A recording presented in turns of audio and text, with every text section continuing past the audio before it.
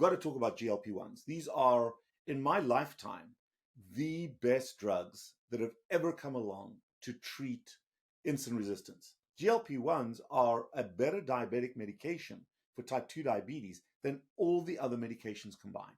GLP-1s have a higher cardiovascular risk reduction than any cholesterol-lowering medication out there.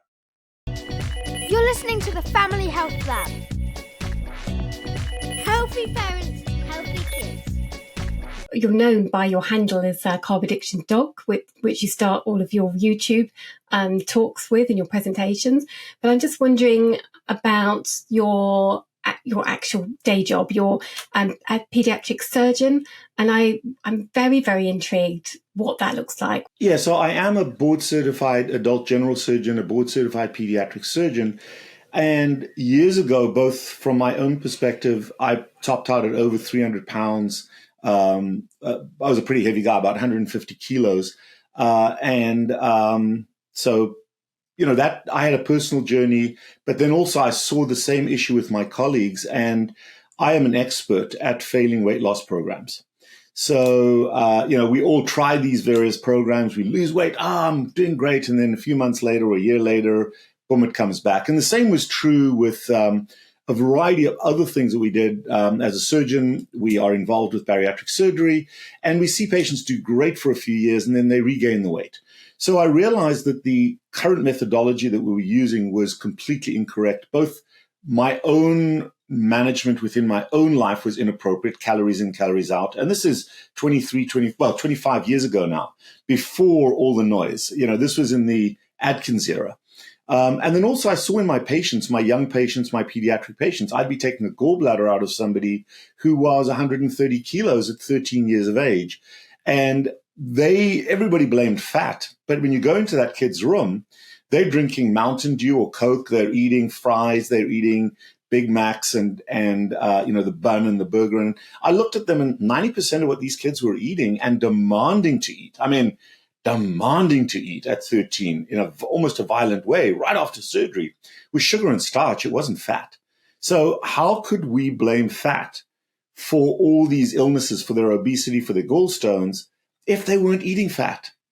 It just didn't make sense. If 90% of your diet is sugar and starch, how can that not be to blame for the problem? And then if I looked at my own behavior and I looked at the behavior of my patients, my kids, my children, where they've got this unfiltered, almost violent demand for sugar and starch when they're most stressed out. Or if they're sitting in my office and I'm seeing them after an appendix or whatever it is, and mom is giving them candy to control them, we realize that this is not a food problem. This is using a substance to manage behavior. And it very quickly clicked with myself, observing my patients, that this was a substance abuse disorder. And it was no different than any other drug. I also come from a smoking era and an alcohol era, not personally, but as a practitioner, you know, where we would have to give somebody a shot of whiskey 4 hours before surgery because they were alcoholics and they'd go into the DTs. Well, we're doing exactly the same now. The requirement in surgery is to give somebody a bottle of Gatorade, which is a very high 40 grams of sugar 4 hours before surgery because they have a sugar crash during surgery. How is that different? It's not. It's exactly the same thing. Or the patient that is most motivated to do their exercise because they have to walk outside for a cigarette. You know, those are very compelling, identical scenarios, just a different drug. So my background is in surgery, but I use that observationally to understand that our conceptual understanding of weight loss, weight management, and then diabetes and all the other endpoint diseases that I was seeing as a surgeon, whether it was cancer or gallstones or whatever it may be, were attributable to that patient's relationship with sugar and starch. And while I could treat the endpoint disease, I couldn't effectively treat the cause of the problem. So we take the gallbladder out today, and you know, a year's time they'd be in seeing my orthopedic surgeon because they've dislocated a knee or they need a knee replacement because they weigh 300 pounds or 140 kilos. So I looked at the root cause of what I was doing and slowly migrated my practice toward primarily looking at the metabolic state of these patients and helping them not to treat their obesity, their diabetes, their sleep apnea, their all the other health issues, their liver disease, fatty liver, not from a dietary or nutrition perspective, but from a substance abuse perspective. And I've incorporated this in my own practice. So I do bariatric surgery. I do use GLP-1s, but those are ancillary to correcting the endpoint problem. No doctor will ever deny a patient blood pressure medication, but most doctors put a patient on blood pressure medication for life without ever addressing the cause. They may say eat less salt, exercise, but they don't really understand or correct the cause. But nobody would not prescribe blood pressure medication. And they don't want to, but nobody would not prescribe it. And yet we get demonized for treating. You've got hypertension, blood pressure medication. We've got obesity. Yes, you can change your way of life, but people still think they're still locked into a narrative, oh, you're just fat and lazy. It's as much a disease as anything else. Nobody would argue against using methadone for a heroin addict, but we argue against GLP-1s or surgery to help patients to lose weight. But the key thing is this: whether you've got hypertension, obesity, or diabetes, while you have to treat the disease, either with a lifestyle change or adding in medication, if you do not fundamentally change the foundation of how that patient lives their lives, because they are defined by their relationship with sugar and starch, if you don't help them to transform that, you will never, ever keep the endpoint disease at bay. And that is the key thing. So if I put a patient on blood pressure medication, at the same time, I'm going to address the diet and the behavioral side that contributed to that hypertension. Whether it's obesity, whether it's diabetes, same thing. So my practice has morphed into one that offers absolutely everything from nutritional guidelines all the way through to addiction advice to surgery. I can do everything for a patient, and I have a comprehensive practice. However, more and more, I can rely on fundamental understanding and working with my patients from a lifestyle addiction management perspective to change their lives. And then we only use medications transiently or limitedly to help them to change. There's a lot there. Thank you for, you've hit on so many different topics that I'm curious about. And I just wanted to mention you've mentioned that you were or are a surgeon and a pediatric surgeon. That's the original training. But with your private practice, you also now see adult patients as well. So yeah. you also help still to treat children and work with their parents, work with those families, which you must have met so many different families that need your support over the years. And, you've changed your practice. It's morphed. You've learned, you've researched, you've dug in. And it must be so rewarding now to be at a place where instead of being the Band-Aid, the surgeon, 8,000 surgeons, over 8,000 surgeries, I believe you've performed. It must be so rewarding to be at the place you are now, able to really, really go down to the root cause and help people and really support and use all of the tools, including, as you said, medications for obesity. Well, I think that's absolutely true. Yes, I didn't usually, you led with a pediatric surgery. That's one of my board certifications. The other one is a general surgeon. So, but really, I consider myself to be a metabolic health practitioner, which is a Society of Metabolic Health Practitioners here in the US, is our society. It's a new specialty of folks that are treating diseases that come from what we eat and drink, and mostly why we eat and drink that way. So there's a psychological component, there's a potential surgical component, there's a medical component, there's an addiction component. And so, for example, I've got a lot of Australian patients who've been told they need to be on a statin because their LDL is high. Well, we've got to break that down and find out, is that really a threat? Is that a problem? Or maybe they've had a heart attack, they've had a stroke, they have diabetes. And we've got a very different perspective of managing those diseases to either stabilization or to remission. It's got nothing to do with surgery, but I use my surgical foundation for two purposes. Number one, it legitimizes me and gives me a license to be able to practice in the space. So that I cannot be called out for practicing outside of something that I normally do. As someone who does bariatric surgery, I have to have an integral knowledge of nutrition. and of how to manage patients while they're losing weight. So that crossover legitimizes what I do. So there's a functional and a pragmatic aspect to that. But the second thing is a surgeon. While surgeons need to know anatomy, more than anything else, far more important than outcome metrics or epidemiology, we have to understand physiology. We have to understand how the body works and how the body performs. And you know what's interesting, Claire, is the majority of disease we see in the metabolic space is really abnormalities or breakdown of the human body's defense against what the person is doing to it. So the gateway to the majority of metabolic disease is insulin resistance. And insulin resistance is a defense mechanism by the human body against a tsunami of sugar and starch that it can't handle. In an era of unprecedented abundance, we keep throwing this stuff at ourselves, and the body tries to defend itself. And how the body most effectively genetically protects you is the places you stay safe, and the breakdown happens elsewhere. What am I trying to say?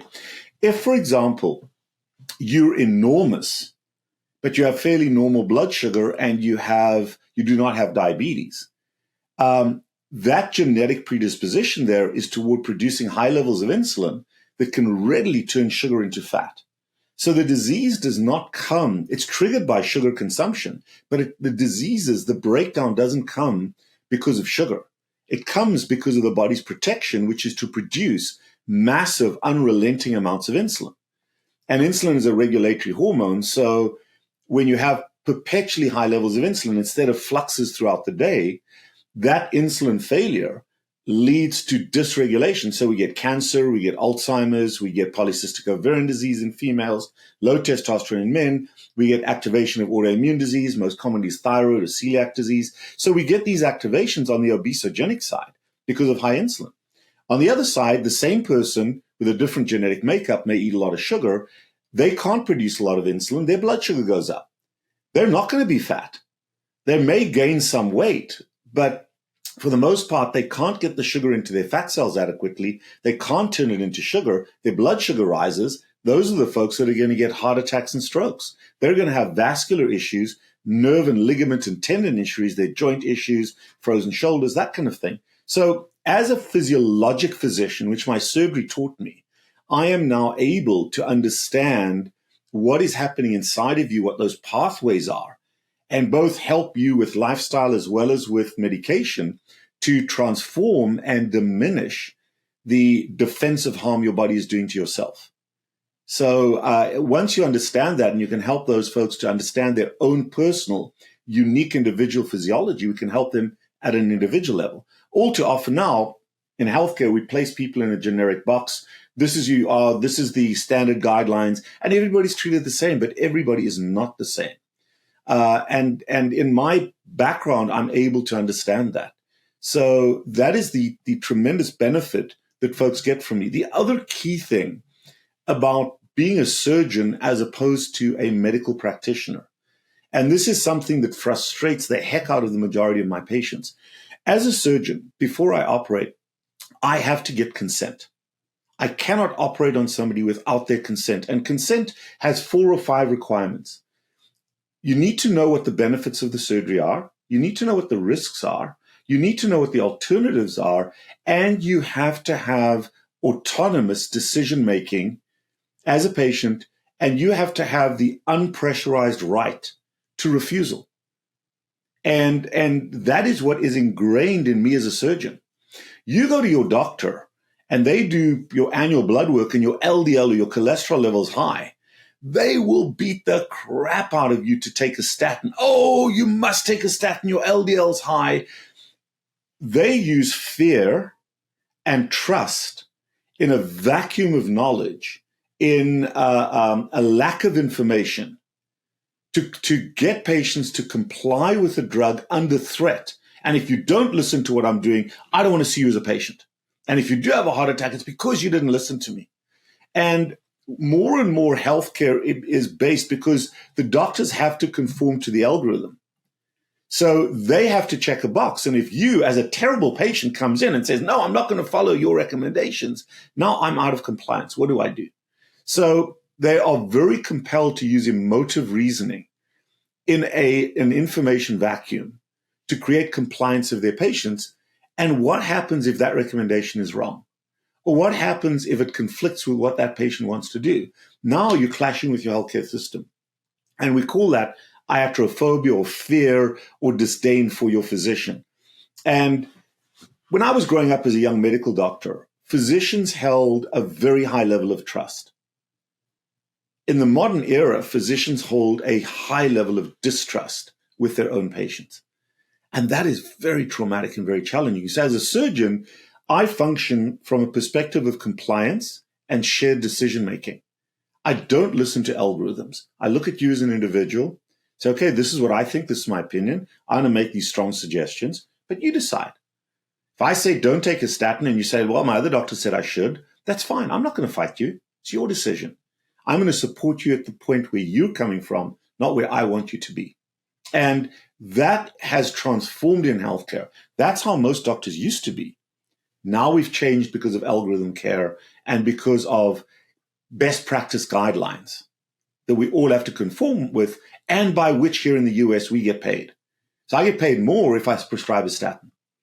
And that is just, again, we become a factory. We are no longer humanistic in healthcare because we are employees, and I'm not. So long story short, I talk a lot, as you said at the beginning, but that really is such a fundamental understanding of why my patients seek me out. And my patients do not come based, most of them, on other physicians' referrals.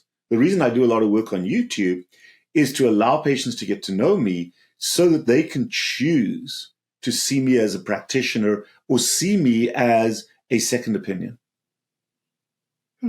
And I've heard you also say that how much you love and you find it so rewarding doing the research and then putting the information out there. You give a lot of people a lot of resources and information, and then they can consult with you. And you just talked about trust in your doctor. That's a recent video that you've just brought out.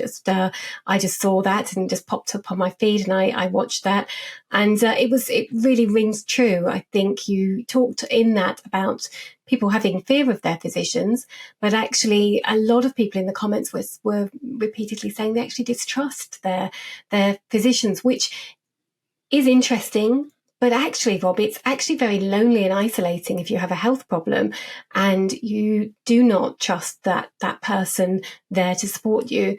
You go to them because of, aches and pains or minor ailments. But actually, when it comes to helping you to manage chronic disease or a condition or reverse something, manage your blood work in a way that you trust their advice, a lot of people do not trust. I mean, you commented on the heart health and the LDL. That's an enormous issue that the public are forming mistrust and aren't willing and often to take the medication as prescribed, or don't know whether they might be in the minority that do need that. So in terms of, you talked about being humble and you being very flexible to change your mind and work with the patient. How do you see as changing healthcare?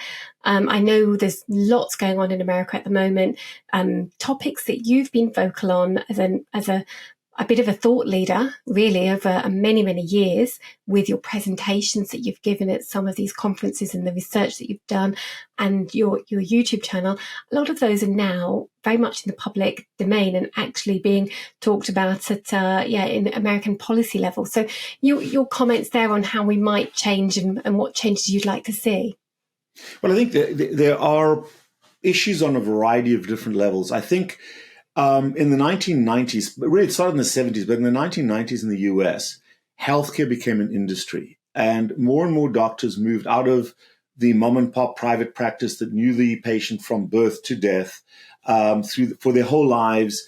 That relationship has changed. And it's become more now a 10-minute visit controlled because you, as a physician, are employed. So it's become a business and that precludes humanistic care. And, if you've cut yourself and you need a few stitches, I can be a technician there.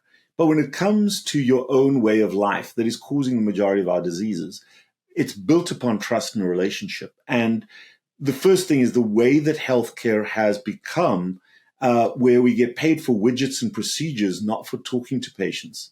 and we get paid by compliance with certain algorithms rather than for helping a particular patient and spending time with them. Time has become the most precious commodity. And one of the things that has happened here in the US is we're spending 3 times more money than any other country on healthcare. And our healthcare, our best healthcare, is about as bad as the poorest folks in Europe. Study was just released a little bit ago. It was a longevity study that looked at longevity in the US based on economic wealth.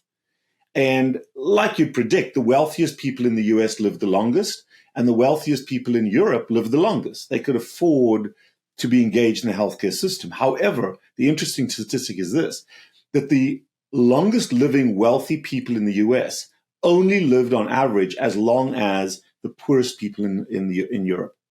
So the longevity of the wealthiest is equivalent to the poor longevity of the poorest people in Europe. And yet we spend 3 times as much money on healthcare. So we have become a society of testing, of pills, of algorithms. And I think the challenge then becomes, I think most doctors are genuinely concerned about their patients. I don't think this is a physician level, but we still have to get paid. And my benefit is that I do surgery, I do see patients. I'm able to have a different economic job versus other physicians that cannot live without being employed. They don't have the referrals, they can't see the patients, they don't have the economic ability to do what I do. And I've sacrificed volume for time. So I have created a time block. I'm self-pay, so patients have to pay for my services directly, which is the model I followed. But that allows me to sell, not the best economic way for me, but I do just fine, to sell my time and spend time with each patient and get to know each patient as an individual. And that helps. That makes a big, big difference. So if we have a WhatsApp or a Zoom visit with somebody in Australia, you're going to get my time. I'm going to get to know you as a person. I'm then going to opine on what I believe is going on with you physiologically, unfettered by industry-driven algorithms.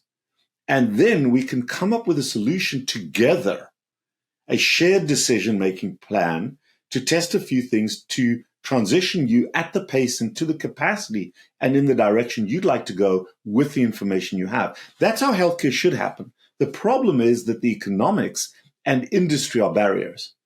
So, for example, here in the US, you probably heard about a lot of changes to fluoride and to dyes in our food. Well, those things are there not because they were healthier for us, but because industry used them as a diversion. Industry colored food brightly so the children would eat that food. And still to this day, the US dietary guidelines place Lucky Charms cereal in a higher category of healthy food than eggs. Okay, so eggs are worse from a health perspective per government policy than Lucky Charms cereals, which are brightly colored green. Don't know what color they're going to go now that you can't use those dyes. So we've been very heavily indoctrinated by industry as an economic model. Healthcare has become an economic cow to milk by industry, where it's the tobacco industry saying nicotine vaping is just fine, but cigarettes are bad for you. With the healthcare industry driving the narrative that Lucky Charms cereals are better than eggs, or the healthcare industry, the pharma industry, saying that this incredibly powerful drug that specifically treats insulin resistance must cost $800 to $1,200, even though it cost them $5 to make for a month's supply, which are the GLP-1s. And now everybody's backdooring into buying GLP-1s on the shady market, on the dark web. And the problem with that, so Claire, here's an interesting analogy that I use because we've got to talk about GLP-1s. These are, in my lifetime, the best drugs that have ever come along to treat insulin resistance. And there's a lot of noise out there by evangelists who say, oh, this happens, this happens. The majority of side effects of the GLP-1s happen because doctors put patients on the GLP-1 without changing the diet that caused the problem. If you put an alcoholic on antabuse and you don't tell them to stop drinking, they're going to feel awful when they drink. The problem is not the antabuse. The problem is that they drank.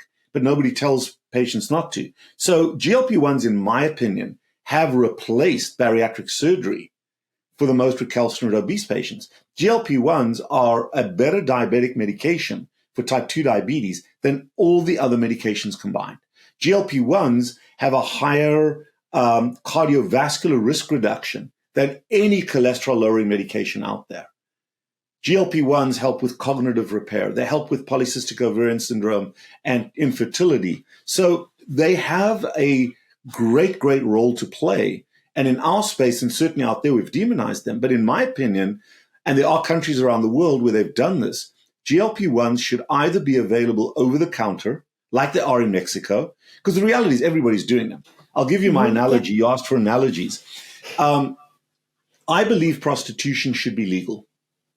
Now, where does that come from? Okay, think about this. Currently, both for prostitutes in the US, prostitutes and the men that use them, or I don't want to be sexist, for prostitutes and the people that use them, it's illegal. So they risk being arrested, they risk being getting into trouble, and society demonizes it. So what do? They don't say, oh, no, I'm not going to use a prostitute. They go and find the dark web, and everybody then is vulnerable to abuse.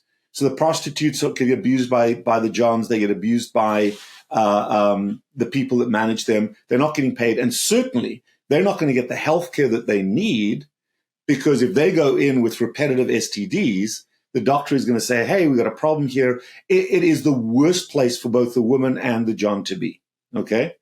If you legalize it, now that woman or that man goes to their doctor regularly, gets checkups, they can be protected by the police instead of arrested by the police. So if someone beats them up, they have that protection, and they get less beaten up because they know the protection is there.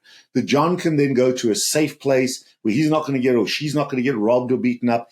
It makes all the sense in the world to legalize it. And all because you make it illegal doesn't mean it's not happening.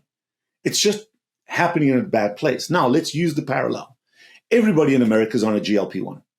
They're all buying it on shady websites, buying it from foreign countries. They're going onto a website where there's a doc in a box who says, oh, your weight is, your BMI is 27. I'll write you the script. And who knows where the devil the stuff is coming from. So it's very shady in terms of the quality of the drug. Secondly, when you take a GLP-1, what is essential, in my opinion, is that you also transform your way of life.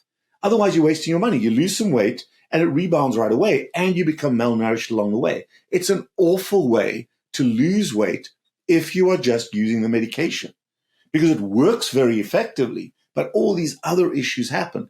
If it's legal and you say, look, I went to the pharmacy, I bought this medication, I paid $25 for it instead of $800 for it, and the companies are still making $20 profit per dose, which is fine. Now you can come to your doctor and say, look, I got this medication. How should I use it? What should I change about it? And then it gets people to be involved, or you can even mandate that when you buy the medication, you should see a physician. So it's the best of all worlds when you make this non-prescription, because it already is. And it's not like, oh, we can regulate this with prescriptions. You can't. It's unregulated already. But you're precluding those people from seeking qualified medical help. And that's the parallel. So, but now there's all this altruistic, ethical nonsense that says, oh, no, we mustn't be doing this. We've got to regulate. So now you go onto the dark side, both with prostitution and with GLP-1s. And it's a ludicrous system. So you ask me what has to change. In my mind, that kind of thing has to change. So systematic change. I've never heard that analogy. That's an interesting one. But also, you mentioned evangelists in the keto low carb space. I think that's a refreshing point of view on using GLP-1s as another tool for people who are majorly struggling. I'm a real food person myself. That's my preference, and low carb. What do you mean by real food? What do you mean by real food? So whole foods, minimally processed where possible, cooking from scratch, encouraging children and families to get back to that. But as a nutritionist, I work with people at the level they're at helping them to meet their goals with their preferences of what they want to and the steps that they want to take at that stage. What do you mean real food? Well, the reason I ask that is when I hear these phrases, oh, I eat healthy, or oh, by whose Clean. definition? And right, or clean, or whatever it is, or I eat a balanced diet. Well, but who mandates that? And very often there's this massive disconnect between government policy, what some dietitians believe, versus the reality of what the human body needs. And I'll go, and I'm going to say something very controversial. Very controversial. Nice. Okay. What do you? Well, I'm going to ask you a question. What do you think of the carnivore diet? Well, so my husband's doing well on it for a start. How long has he been on it? He's not on it. He's not following it as a diet, but some days, some weeks, he'll just eat majority meat-based. And so for me, I'll have meat-based days. For my children will have meat-based days where there's no vegetables, there's no fruit, there's no carbs. And they're, in terms of what I think is a good source of nutrition. As a nutritionist, I think it's an excellent source of nutrition. I think it's excellent for children, for the growing brain. But I don't need to be fundamental in my household about whether we're carnivore or not, whether, because we're eating a great deal of animal-based foods, meats, so we encourage it, but we don't prescribe it. We're not very, very strict in that way because we're not managing a health condition with it.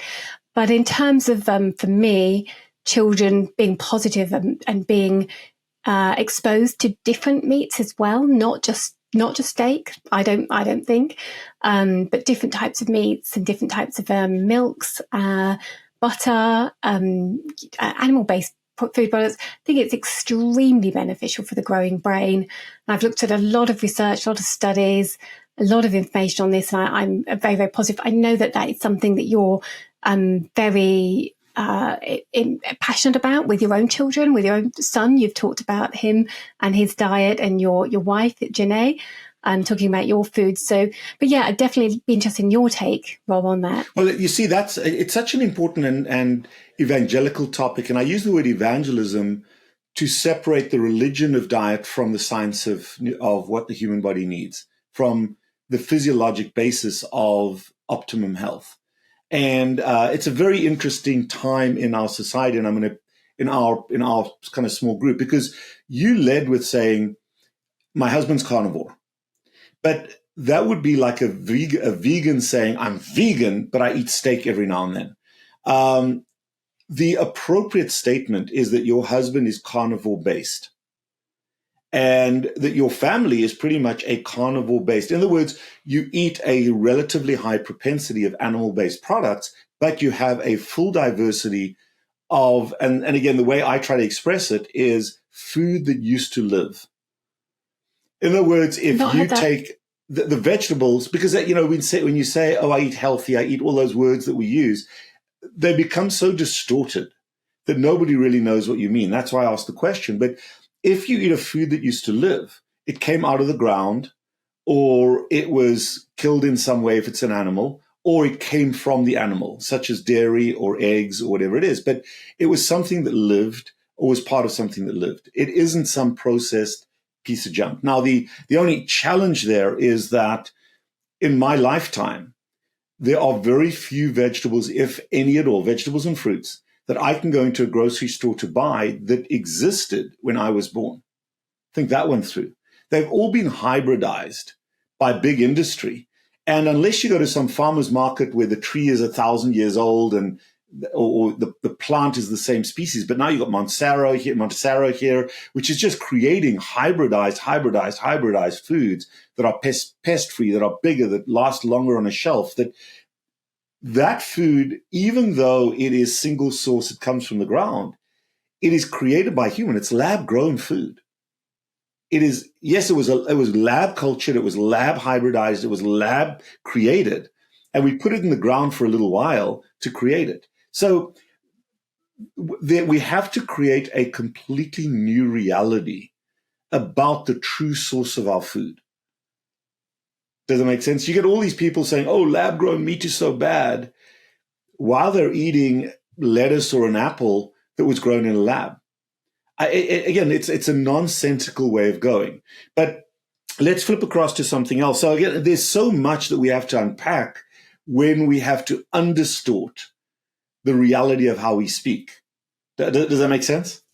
Yeah, and I like that you're challenging the language and making me think. It's again, I find it refreshing because we use that language. Yeah, we use those words. We use that language, and it's erroneous. Yeah. We don't look at the root of where that came, literally the root of where it came from. And we're potentially in danger of being in echo chambers of, following different kind of topics and agendas and going along and being quite entrenched. It is good to not only challenge language, but look at alternative thoughts and processes and options as well. Well, let me ding you, because this is where I was leading to. Sorry, I got sidetracked. I'm very almost ADHD. I get sidetracked by so much enjoyable speak.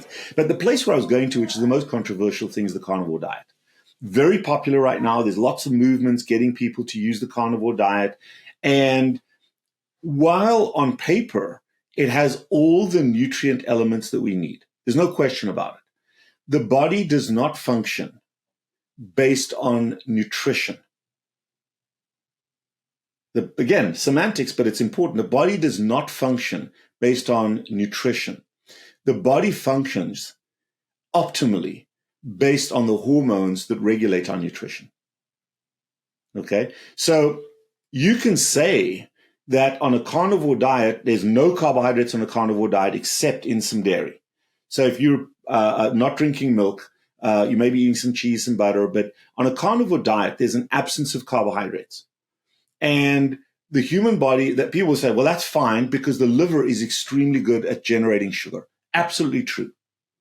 But in human beings, as opposed to naturally carnivorous animals like the feline species cats, not just domestic cats, but lions or alligators or any carnivore species, what is the major difference between a true evolutionary carnivore and a human who has evolved toward carnivore but is not there? What is the major difference?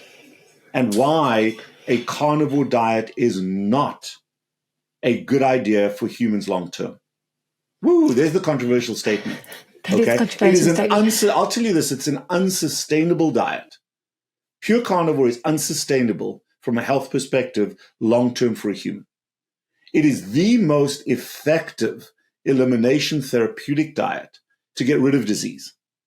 So in the therapeutic arm for the first 2 to 4 years, it is the single best way to immediately get healthy because it's your best weapon against insulin resistance and maximizing nutrient intake. But the price you pay is hormonal disruption. And in my practice, I see a lot of folks who have extended a very tight carnivore period to the point where they are now suffering disease. And this is a very topical point because a study has just been published by our people that exposes what I'm saying. So what is the problem with a carnivore diet in perpetuity? So we've got a therapeutic phase, then we've got a sustainability phase for the rest of our lives. And in the first phase, in the therapeutic phase, carnivore is the best diet out there. But once you are pretty healthy, it is a poor diet to sustain optimal long-term health for one reason. Why? I'm thinking intestinal system. A little bit, yes. Endocrine system?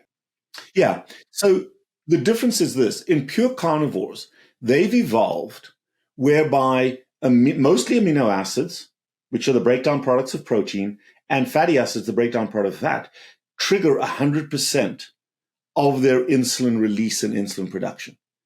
So they do not need carbohydrates to produce insulin. 70 to 80% of human insulin release, human insulin production is released in response to a hormone called GLP-1. Everybody now knows what GLP-1 is. It's Ozempic, it's Monjaro, it's those drugs, right? So GLP-1 is naturally made in the upper intestine and the lower intestine. And the human body is so beautiful, Claire. It is so beautiful. In the upper intestine, you've got a cluster of cells that secrete GLP-1 in a very high spike. And it exclusively releases GLP-1 in response to carbohydrates in the upper intestine, sugar and starch. And it's that release of GLP-1 that enters the portal venous blood system, goes to the liver, goes to the pancreas, and says, it has to go systemically to the pancreas for the people that know anatomy, but that triggers insulin release. 70 to 80% of our insulin production comes because of carbohydrates. About 20 to 25% is released in response to amino acids. So we do have some release, like the carnivores, but the majority comes from sugar. At the bottom of our gut, in the distal, in the bottom small intestine, the GLP-1 primarily gets released in response to fat. And that GLP-1 then goes to our brain and creates the satiety that we get from fat. That is why on a high-fat diet, we don't feel like eating so often, we don't feel like eating so much. And the value of being in ketosis, in part, is not just about the fuel of the body, but it shuts down our appetite. So unless we're heavily addicted and stressed, we are going to eat less and less often because of that GLP-1 effect.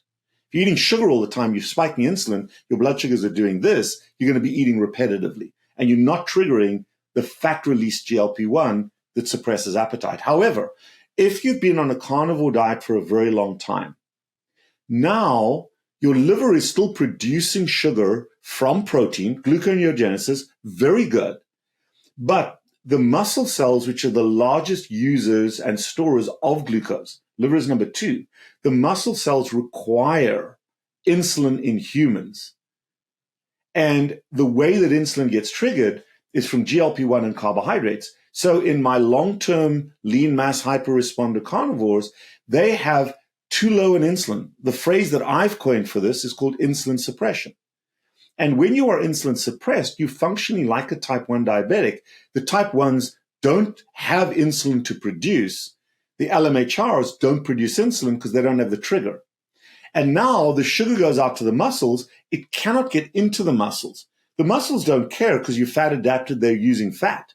But now you've got this rise of sugar in the bloodstream. And then the only way you can clear it is that sugar has to come back to the liver. And the liver can turn sugar into fat without the use of insulin. The receptor for sugar, the GLUT4 receptor, does not require insulin to get it. I'm speaking out of correction. It might be the GLUT3, but the receptor for in the liver doesn't require insulin. So then the liver makes triglycerides. So if I look at my long-term fastidious carnivores, I start to see in women the testosterone going up. I start to see their triglycerides going up. I start to see their blood sugar going up. I start to see their A1C going up. Well, that's exactly what why I'm carnivore. I want to get away from the diabetes side. Well, it's the opposite side. It's a bell curve. So you've got insulin resistance and you've got insulin suppression. You want to be insulin sensitive, where you only need a small amount of insulin to do the job. But in order to do that as a human being, you need sugar. And Paul Saladino, a few other folks, found that they crashed and burned hormonally. Testosterone was low for a male. He felt terrible. His electrolyte regulation was off. And then he started to introduce progressively more sugar and corrected that. Now, it's overblown, in my opinion, the amount of sugar he's eating. But that is why, and I know this is, oh my God, how can you say this? Because I'm walking into the church of carnivores and telling them that it's not a good diet. But I'm basing that on my physiology and my science. Now, I love the carnivore diet. I am heavily carnivore based, like your husband. I think it is the optimal diet. But we do use some carbohydrate to trigger insulin, not as a fuel source, but to trigger insulin. Secondly, there's a woman by the name of Isabella Cooper that did a beautiful study. She's in Oxford, doing a PhD, working in the ketogenic space, published a paper I interviewed on my channel, very high-end, nerd-out science discussion. But her cohort of women that she's studying are all fat-adapted, but they all consume between 50 and 75 up to 100 grams of carbohydrates a day to trigger insulin, no medication, perfect blood work, okay? And then the big noise, and this is where I'm a little bit annoyed, because we're starting to see spin in our own community in a heavy way to support a result that they didn't expect, that I fully predicted, from the lean mass hyperresponder study that's just been published, okay? Mm-hmm. And our society, including myself, I paid money to support that. I sent patients to the study. They've got a large number of my patients in that study. So I love the study, but I already know that LDL doesn't cause heart disease. We know that categorically. This study was just another piece to affirm that. But what the study also demonstrated is exactly what I've just talked about. And yet you're going to see the spin, and they've already published spin papers, which is a problem for me, because the worst thing we can do is spin ourselves when we're blaming everybody else for spinning nutrition and diet, okay? They saw that there was really no difference on average in soft plaque formation in the lean mass hyperresponder population as a cohort versus people on a standard American diet. And they cannot spin that. They can't explain that with spin. So they're saying, oh, you've got plaque, you get more plaque. No, you've got a percentage of people on both sides of the spectrum. Standard American diet is insulin resistant. A lot of the LMHRs, including many of the patients I sent in there by criteria, are insulin suppressed, and they get worse over the 2 years of the study. Both of them, because of their elevated carbohydrate consumption, because of the elevated blood sugar, are going to get vascular inflammation, are going to see some soft plaque. There is a cohort of the LMHR population that are insulin resistant that are going to protect themselves because when triggered by amino acids, they can produce more insulin. A little sophisticated. But the explanation there is because a carnivore diet is not a lifelong sustainable diet. But if you believe it is, now we've got to spin the data. So that study proves what I've just said, is another piece in the armamentarium of what I've said. Carnivore, paradoxically, best therapeutic diet, by far. We are carnivore-based as a family. But my son gets a bottle of milk twice a day, and occasionally he gets some mixed vegetables, some carrots, some peas, some corn, to trigger insulin. He's fully in ketosis, he's fully fat adapted, but he's a growing boy. He needs insulin. We need insulin for cancer surveillance. We need it for mitochondrial repair. We need insulin for brain tissue repair. We need insulin for normal steroid hormone regulation as a female, as a male. We need insulin for electrolyte regulation. Insulin's a quarterback hormone, and if you don't have it, you're in trouble. And yet, we don't change our thought process. Well, I've heard you say in many talks, you changed your thought process. So I'm wondering, what changes have you had over the last few years? Were you much more pro-carnivore at one stage? And have changed and adapted. And, I do think this is really interesting that, as you've said, talking balanced, nuanced, and evidence-based around carnivore diet, because, I think it's worrying to be evangelical about any diet. And, I could potentially be about ketosis and keto diet because, that's the diet that I came to low carb and nutrition around. It did wonders for my daughter's health, and then the whole family, often in ketosis, and we love it. But is it for everybody? No, because there's not one size fits all. Well, so I am going to disagree with you a little bit there. I think a keto or a fat-based diet as your primary macronutrient is the healthiest human diet. If you take the human body, you remove the water, which is about 70%, you remove the skeleton, the majority of what you've got left is fat, structural fat. We need structural fat. If that is made by the conversion of sugar to fat, it's a very poor quality fat. So I would disagree with you. A ketogenic diet is the healthiest diet for human beings.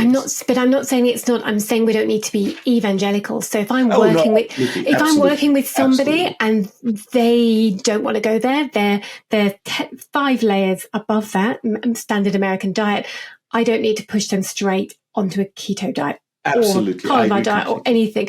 I mean, it could be, we're talking swaps. We're talking swapping ultra processed foods for artificial, sweetened sugars, which is something that I have done with clients, and making it clear that isn't, I don't think, a long-term approach, even a great stepping stone, but that's where people are at. So that's what I mean by evangelical. I certainly think it's an extremely beneficial diet for absolutely. I think fat as a component is important.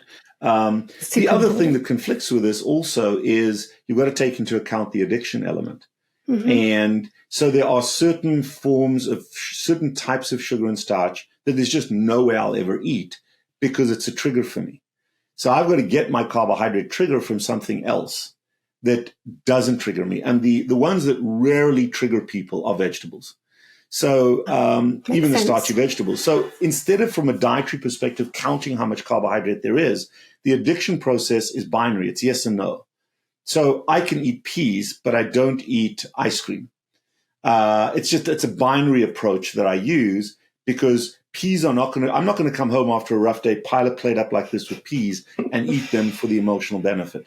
And from time to time, those carbohydrates have benefit to me to trigger insulin. Now, I'm heavily carnivore based, 95%, but I will include some forms of carbohydrate or of foods with carbohydrates in them. And I find dairy to be one of the best ones. Biggest issue with dairy is weight. But my son drinks whole milk with a bit of heavy cream in twice a day, particularly to trigger that. And then occasionally he'll get something that is enriched with some form of sugar.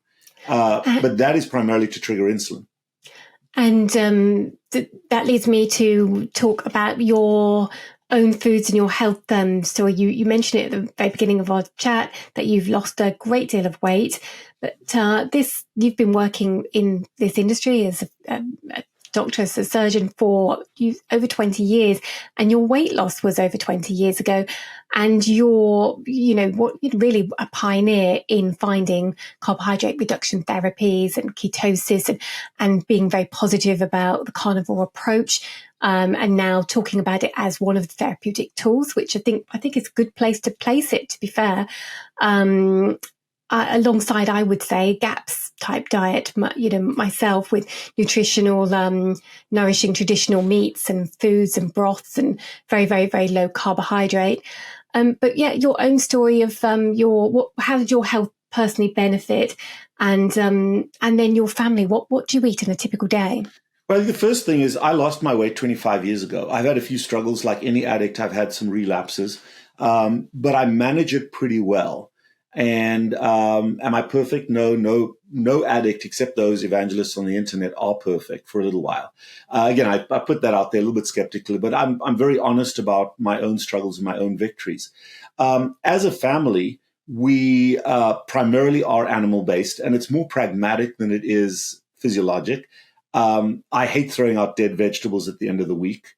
But because my dog will eat leftover meat, but he won't eat leftover salad. So it's more a pragmatic way that we eat almost purely animal products at home, including dairy. When we go out, if I feel like a vegetable as just the enjoyment for the latitude of it, I'll eat a salad, I'll eat some vegetables. I don't have a problem with that whatsoever.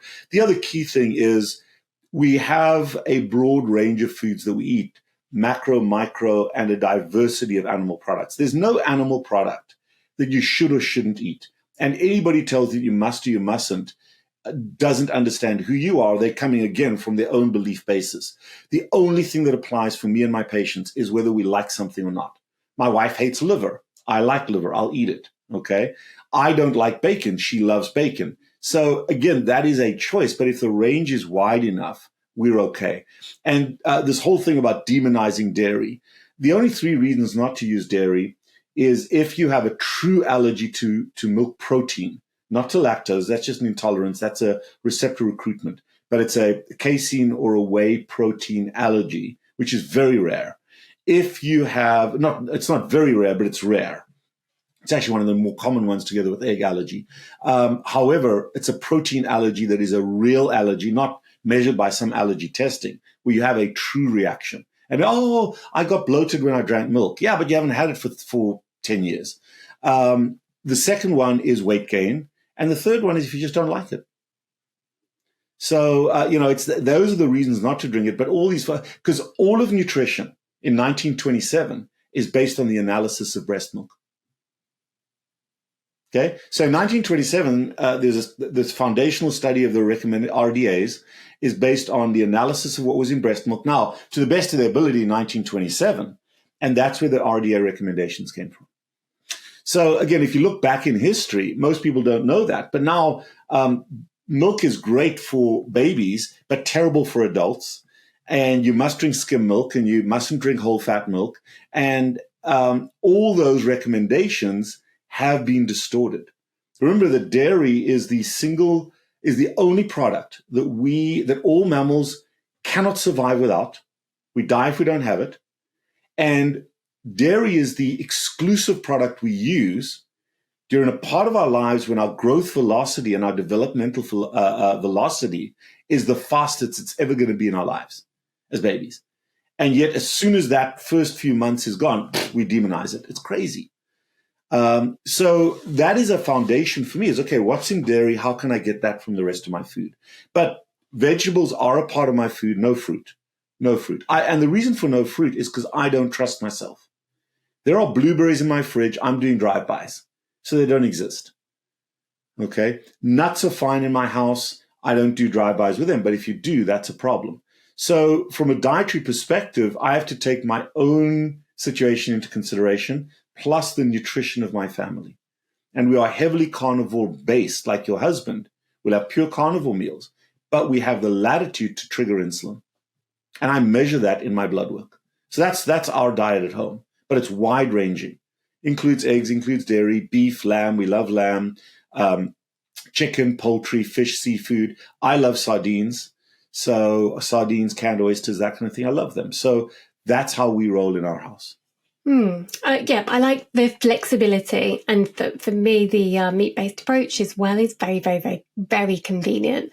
Really quite simple meals to put together.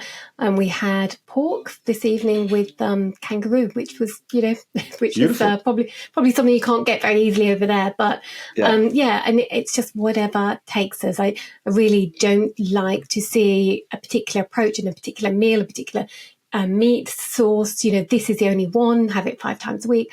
I just, that's quite dogmatic, really. But also some people benefit from a very, short period of being extremely strict and repetitive for a number of reasons. So for a short time, that can work well for people. But I was going to get back to a topic we touched on about the future of I suppose nutrition, but just wider health with what's coming out of America at the moment, and just your view. There's lots of noise. You touched on earlier, red dyes coming out of foods, fluoride is being talked about, raw milk, and autism. There's going to be around the time that this goes to air, actually, there's supposed to be an announcement about the root causes or the trigger points of autism, which is a topic I've heard you talk on in the past. So anything for us to look out for, or your thoughts on any of those topics? Yeah, if you read the book Ketogenic, I wrote the chapter on autism. Very controversial because people don't think of it this way. And again, my pediatric surgery allows me to be qualified to talk about babies in that way. So that chapter is, in my opinion, still the defining root cause of autism spectrum disorder. I truly hope, and I'm on one of the task forces for a transformation in healthcare policy. However, I am not on the autism spectrum task force, and I truly hope that they're going to get it right, but I'm highly skeptical that they are. And I think they're going to blame the pimple on the elephant's butt, but not see the elephant. I truly hope that they look at fat in the human diet, especially post-weaning and in the mother's diet when she's pregnant. They look at gestational diabetes, and they look at elevated blood sugar and it's really insulin resistance is the cause of insulin resistance in a low-fat diet is the cause of structural brain maldevelopment, which is autism disorder. But they also have to change how they define autism. You can see an autistic brain. Yeah, anatomically, you can do an MRI on a 3-month-old child and tell whether they have a brain that is consistent with autism. But in the DSM-5, autism is exclusively a behavioral diagnosis. So typically made at the age of 8, when it's way too late. So we have to change how we diagnose this, and we have to look at MRIs and structural brain white matter measurables, which is so easy to see, or relatively easy to see, by a pediatric radiologist. But we have to wait till the child is 8 years old before we diagnose it. And most of the noise you're going to hear is how to treat patients after they already have autism. rather than how to counsel mothers before they get pregnant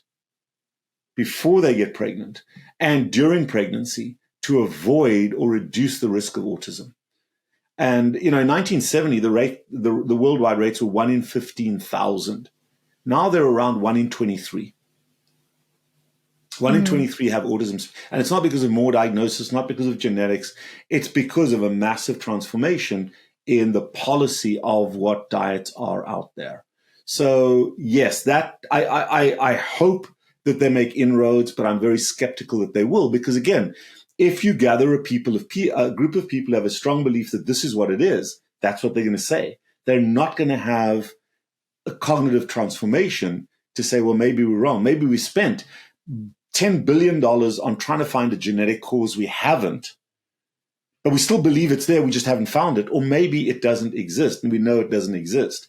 Or at least there's plausible alternate explanation that does not involve genetics. Tiny fraction may be genetic, but 90+% is not. It's nutritional. Fascinating. And again, people can have a look at those chapters in the book, Ketogenic, which is written with you and a number of different authors, expert authors, and that's published by either the Noakes Foundation or the Nutrition Network. I can't remember which. Correct. Yeah, it's Tim Noakes and the Nutrition Network. Yeah. Yeah, fascinating. And I'm really, really intrigued with how that developed. I believe it's a really, really good thing that people are talking about it. But again, I echo your points. I hope we don't go with some red herrings and we look at the bigger picture.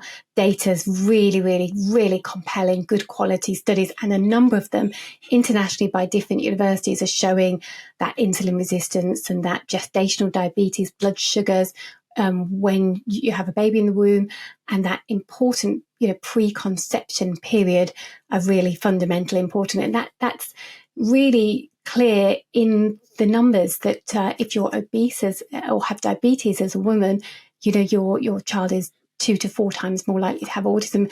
And if the father is overweight or obese, you're twice as likely to have autism. So we really have a clear connection to insulin resistance, and then lots of other very, very compelling studies on that. So yeah, thank you for your comments on that really interesting, not just interesting, but just super important to start getting that right and giving people options and information so that they can make changes.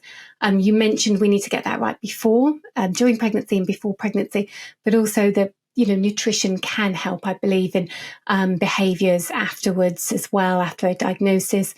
I've seen that, and I'm sure that you've seen that, and I've heard you comment that we can support people by getting insulin resistance and blood sugars under control, ketosis, getting that brain optimized on those healthy fats that we've discussed, is powerful. It's, if not the most powerful. We're throwing medications and behavioural therapy at something that optimizing the brain it potentially might have the biggest impact. So there's lots and lots in that area. I want to be really respectful of your time. Yes, so I am a little bit behind right now. I've got to go and do my day job.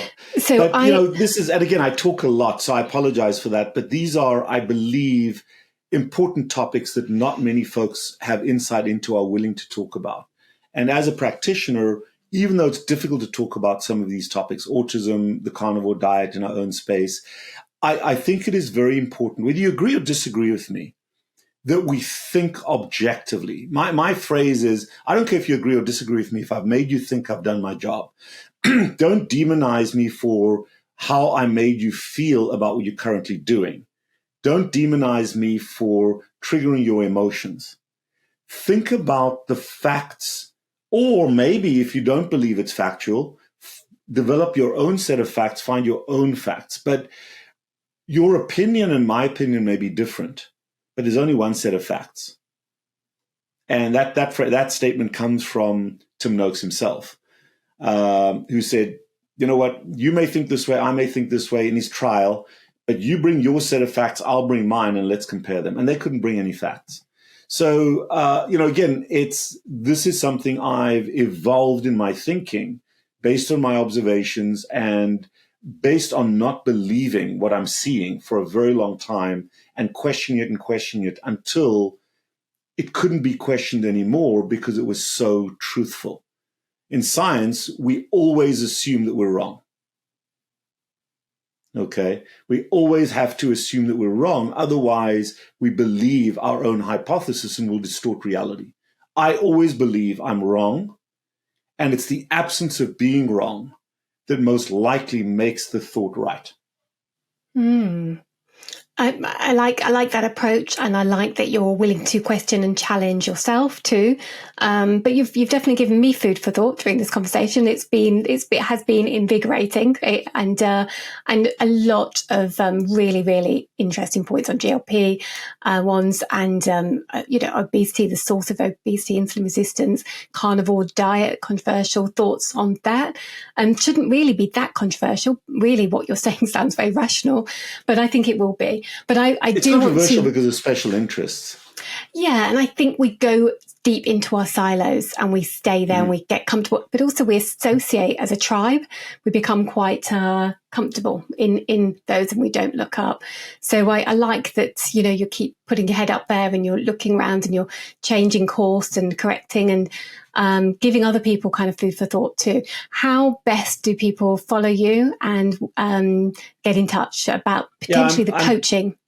I'm Carb Addiction Doc on all social media, and most of my social media has a single phone number that you can WhatsApp to if you live elsewhere. You can leave a message, we'll contact you. The number is +1 if you're WhatsApping, 561-512-0642. Ooh, see, I don't even know what the number is. Let me look it up quickly. Let's see, because everything on social media precludes me from keeping things in my brain. You've got a lot in your brain. Yeah, it's Erico. It's +1 561-517-0642, and you can do that from anywhere in the world. Set up a visit with us, and we will opine on who you are and where you are, and create a progressive plan of action together with you. That's the way we roll. That's exciting. And you're the first person who's ever left a WhatsApp number. So cool, very cool. And I want to thank you again very much spending this time with me, for all of the information you impart, your research, all of the information you put out there. And yeah, wish you a really good day. Thank you, Dr. Rob Cywes. Thanks. Have a good evening. Take care. Bye-bye. Take care. Bye.